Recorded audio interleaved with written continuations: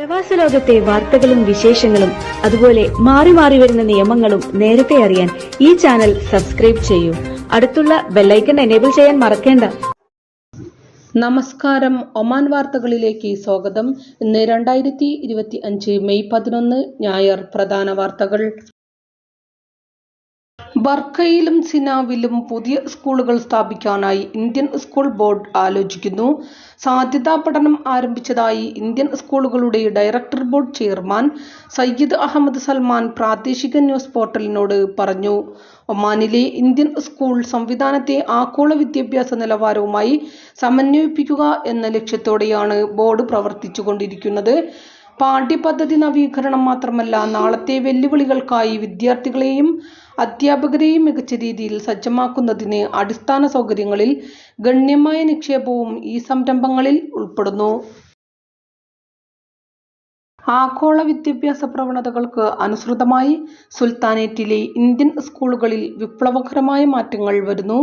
Indian സ്കൂളുകളുടെ directors board chairman Syed Ahmed Salman അറിയിച്ചതാണിത്.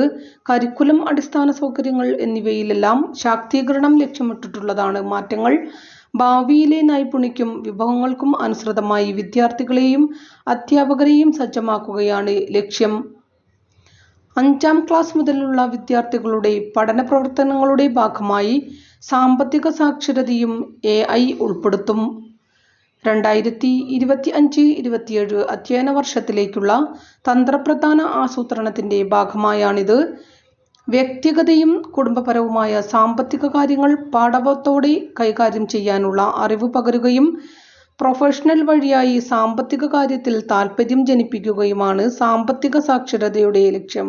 വേനലവധിക്ക് ശേഷം തന്നെ AI കരിക്കുലം നടപ്പാക്കും. മെഷീൻ ലേണിംഗ്, അൽഗോരിതം, AI ടൂളുകളുടെ ഉത്തരവാദിത്തപൂർണമായ ഉപയോഗം തുടങ്ങിയ മേഖലകളിലേക്ക് വെളിച്ചം വീശുന്ന അടിസ്ഥാന പാഠങ്ങൾ വിദ്യാർത്ഥികൾക്ക് നൽകും. മേഖലയിൽ തന്നെ അത്ഭുതപൂർവമായ സാങ്കേതിക വിദ്യ നയിക്കുന്ന വിദ്യാഭ്യാസം സജ്ജീകരിക്കുകയാണ് ഇതിലൂടെ. ബ്ലഡ് ഡോണേഴ്സ് ഒമാൻ പ്ലേറ്റ്ലെറ്റ് രക്തദാന ക്യാമ്പ് നടത്തി. 71 പേർ രജിസ്ട്രേഷൻ ചെയ്ത ക്യാമ്പിൽ 49 പേർ രക്തദാനവും 9 പേർ പ്ലേറ്റ്ലെറ്റും നൽകി.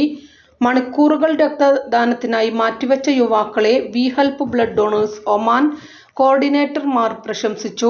ഒമാനിലുള്ള ക്യാൻസർ രോഗികൾക്കും ഡെങ്കി പോലെയുള്ള രോഗങ്ങൾക്കും പ്ലേറ്റ്ലെറ്റ് അനിവാര്യമായ ഘട്ടത്തിൽ ബ്ലഡ് ബാങ്ക് അധികൃതരുടെ ആവശ്യപ്രകാരമാണ് മസ്കത്ത് ബൗഷർ ബ്ലഡ് സെന്ററിൽ വി ഹെൽപ്പ് ഇൻ-ഹൗസ് ക്യാമ്പുകൾ നടത്തിവരുന്നത്. 3 മാസം കൂടുമ്പോൾ വി ഹെൽപ്പ് ബ്ലഡ് ഡോണേഴ്സ് കോർഡിനേറ്റർമാർ രക്തം ദാനം ചെയ്യുന്നുണ്ട്. ഇന്ത്യൻ എംബസിയിൽ ഇന്ന് പാസ്പോർട്ട് സേവനങ്ങൾ താൽക്കാലികമായി തടസ്സപ്പെടും. എമർജൻസി സർട്ടിഫിക്കറ്റുകൾ, പോലീസ് ക്ലിയറൻസ് ഉൾപ്പെടെ പാസ്പോർട്ട് അനുബന്ധ സേവനങ്ങളും തടസ്സപ്പെടും. നേരത്തെ നിശ്ചയിച്ച സിസ്റ്റം അപ്ഗ്രേഡ് കാരണമാണിത്. ഈ സമയത്ത് BLS ഇന്റർനാഷണൽ സെന്ററുകളിൽ ഈ സേവനങ്ങളുമായി ബന്ധപ്പെട്ട അപേക്ഷകൾ സ്വീകരിക്കില്ലെന്നും ഇന്ത്യൻ എംബസി അറിയിച്ചു. അതേസമയം കോൺസുലാർ വിസ സേവനങ്ങൾ പതിവ് പോലെ ഉണ്ടാകും. ദോഫാർ ഗവർണറേറ്റിലെ സലാലയിൽ നിർമ്മിച്ച 2 വൻ അണക്കെട്ടുകൾ ഉദ്ഘാടനത്തിന് സജ്ജമായി.